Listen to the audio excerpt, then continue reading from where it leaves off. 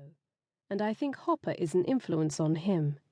Thibaut paints pictures of cakes, or I should say, now that I'm getting the hang of it, that he illustrates the demotic nature of America at the same time as achieving a fine poignancy and awakening a never-quite fast-asleep nostalgia for the prelapsarian innocence of a younger America, while staying within a formal rigor in terms of composition. Anyway, the lollipops and the cakes and the gumball machines are great. I step across the hall to Stella's apartment to give Earl, the cat, fresh water and food. He slinks around my legs while I sort it all out. I am early. I can walk down Broadway for a while. Outside Brunori's market, there is watercress bedded in ice, great boxes of lush, dark cherries, asparagus bound with violet bands.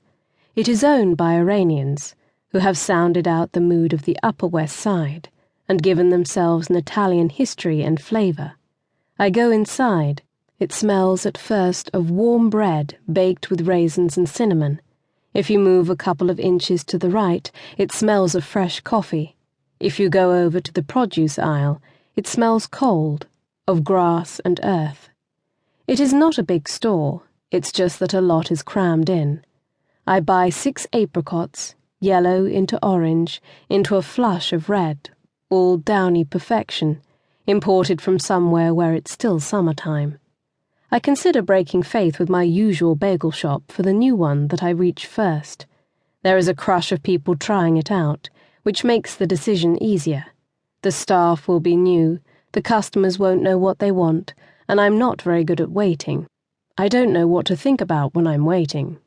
I go past the doll underwear shop. How does it survive, even on this radiant street, where there are such delectable places to buy underwear all over New York?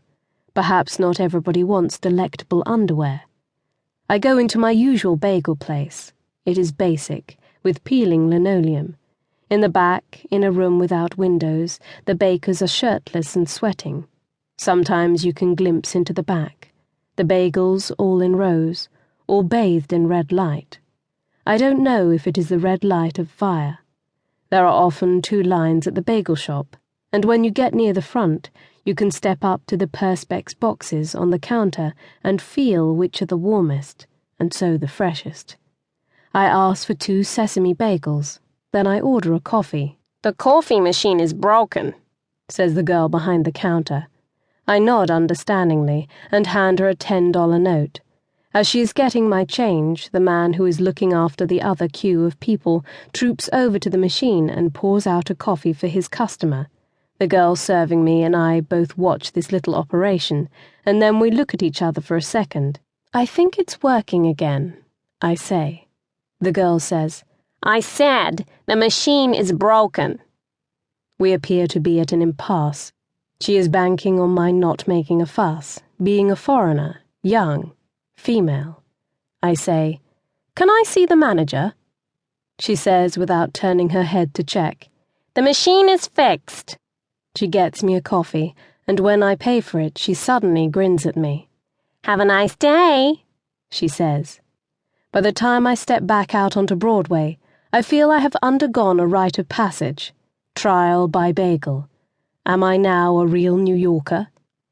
Across the street, squashed between a Staples and a Gap, is the Owl, the bookshop I love to visit. Copies of National Geographic spill out on the pavement in front of it like treasure, yellow spines gleaming, promising further riches within.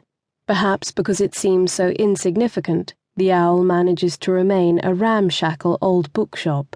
Staples and Gap, blinded by their own brightness, barely notice its existence. Nor, it seems, does any other behemoth on the hunt for suitable premises. But it glitters away there, a dark jewel in a shining street. It is easily overlooked, but it is deep-rooted in the city, and I like to think it shares something of older and greater endeavours. One age might pass over what another prized, and the next age might then revere it. Museums and libraries are in place, of course, to keep past treasures safe through the neglect, but the museums and libraries have a flotilla of insignificant vessels that are just as vital. Second-hand bookshops are some of the tugs that can bring